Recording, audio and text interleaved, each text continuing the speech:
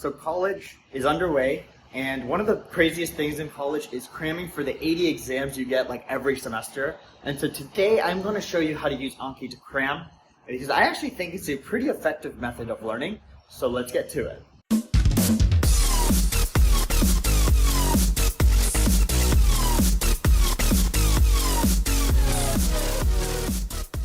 What's up, guys? So let's just get straight into it. Today's topic is ultimately how to use Anki to cram.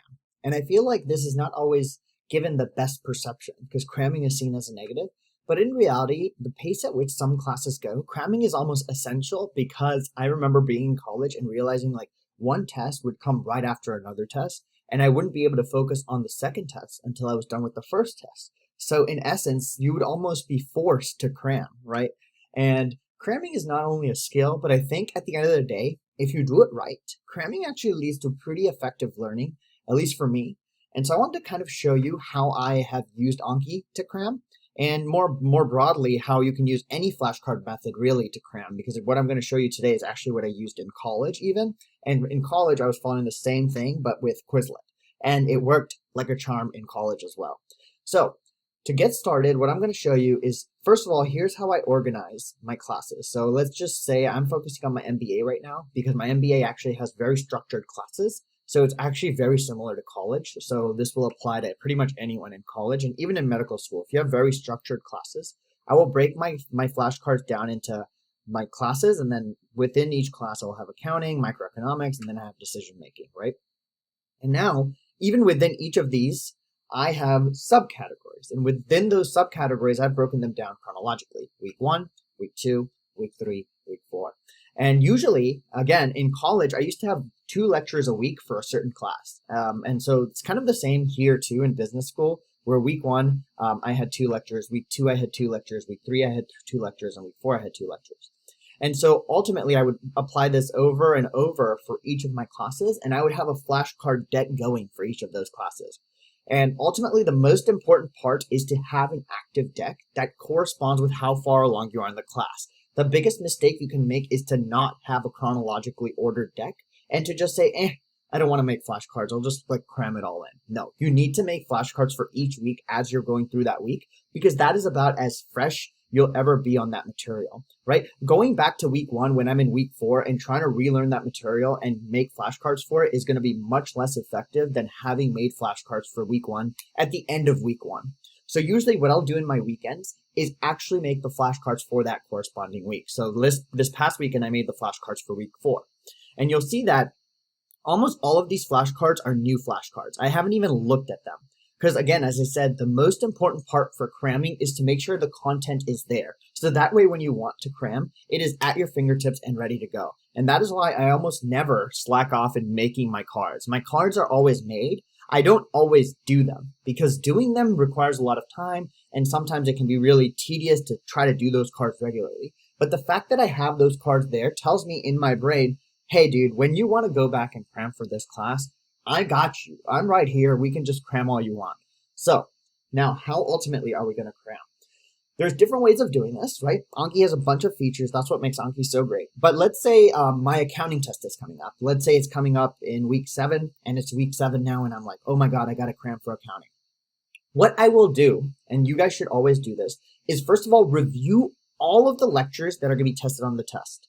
So review them, whether you go through the PowerPoint, whatever it is, just go through them briefly enough. So that way, when you go through each of these weeks, those concepts will not be unfamiliar to you, right? The mistake people often make is when they actually make these flashcards, they think that just before the test, they can just go through those flashcards and be done. No, you actually have to create a framework. So what you actually need to do is go to the lectures of week 1, review them really quickly, and then do the week 1 flashcards. Because then when you do them, here, let me show you. Now when you do them, you will actually be able to reference some of these slides and be like, oh, I remember reading these slides. I just went through them. And that way you're actually doing a second pass through the material, and it actually makes your cramming a lot more effective, right? As opposed to just going through this right away on the first try without reviewing your lecture slides, you're going to be really confused, right? Another alternative I also want to give you is, let's say you don't want to even break things down by week. Let's say accounting midterm is coming and you're like, yo, dude, I should know all this shit. I should know what week is coming from. I don't want to even break flashcards down by week. So what you can do then is to actually go into Cram Mode. And the way you go that is at the bottom of your screen. It's not going to be shown on the recording, but at the bottom of your screen on Anki, there's a custom study button. So press the custom study button, and then I want you to say increase today's new card limit by like, oh wait, let's see. Do this. Do study card by state or tag.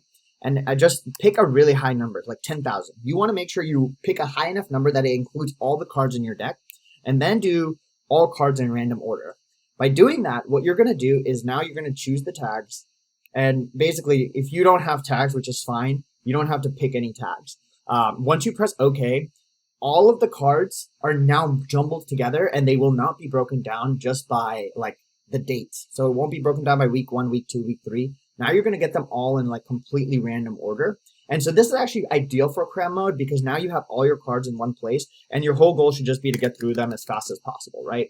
And I'm going to undo a lot of that because I have not cramming right now. But point is, there's 2 ways to cram. The way I just showed you is this custom study method, and this will bring all the cards together in one session and make sure you can hammer them out.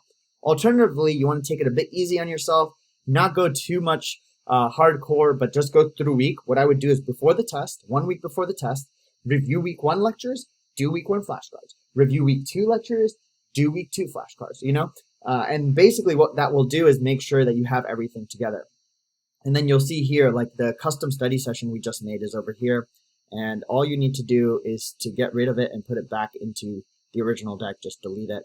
And when you delete that custom study session, it'll go back to the original deck. And so you'll see my accounting is back to normal.